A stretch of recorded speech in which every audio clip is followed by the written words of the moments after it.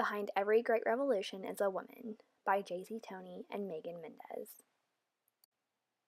Before the Revolutionary War, unmarried women could own, sell, and or buy property, but after marriage, her husband gained sole control over their joint property. The Revolutionary War gave rise to several legal rights to women that they did not possess before the war. The women were given the liberty to divorce, to own businesses, to own property separately from their husbands, and in New Jersey, the right to vote. Even though women had been voting in a select few states since the colonial era, many other states denied women this right. As early as 1756 in Massachusetts, Lydia Chapin Taft cast a ballot in the local town hall meeting in place of her deceased husband. However, she and other women lost the right to vote when the new Massachusetts state constitution took effect on March 2, 1780. Women also lost the right to cast their ballot in New York in 1777 and in New Hampshire in 1784. Women were able to vote in New Jersey on a technicality. The 1776 New Jersey Constitution did not specify the gender of those eligible for the franchise, but permitted all persons worth over 50 pounds to vote. Women who met the property qualifications were allowed to vote, but married women were not, because anything she owned belonged to her husband. In 1790, the law was revised to specifically include women, but in 1807, the law was again changed to exclude them. Abigail Adams was one of the first advocates of women's equal education and women's property rights.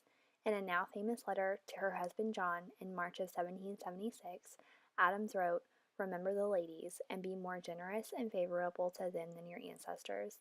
She had strong feelings about marriage and believed women should take more part in decisions rather than simply serve their husbands. Adams believed that women should educate themselves and use their intellect to manage the household affairs, as well as be a moral guide for the family. Mercy Otis Warren was a published poet, political playwright, and satirist during the age of the American Revolution, a time when women were encouraged and expected to keep silent on political matters, or not only engaged with the leading figures of the day, such as John, Abigail, and Samuel Adams, but she became an outspoken commentator and historian, as well as the leading female intellectual of the Revolution and early Republic.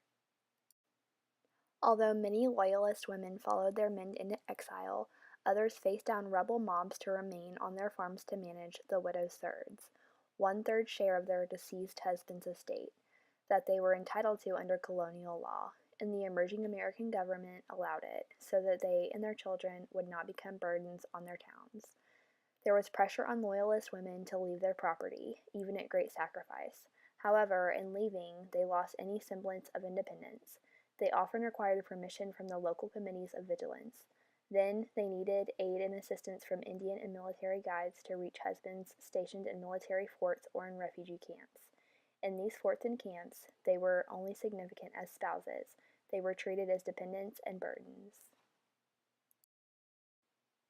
A loyal patriot of the American Revolution, Penelope Barker organized the famous Edenton Tea Party, the first recorded women's political demonstration in America. Barker rallied 50 women in Edenton, North Carolina, to sign a resolution boycotting British tea.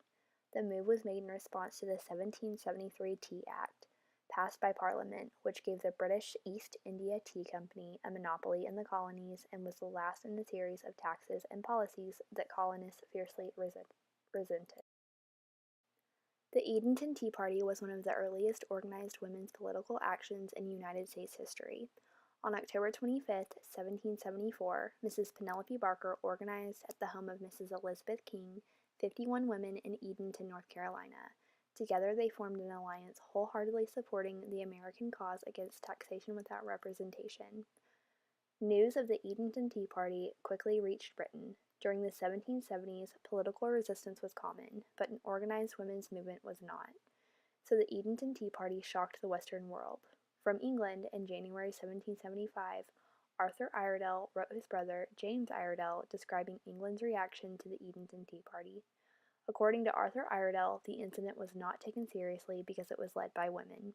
He sarcastically remarked, "The only security on our side is the probability that there are but few places in America which possess so much female artillery as Edenton." The Daughters of Liberty consisted of women who displayed their patriotism by participating in boycotts of British goods following the passage of the Townshend Acts. Since women often purchased consumer goods for the home, they became instrumental in upholding the boycott and ensured that women did not purchase British goods, particularly tea.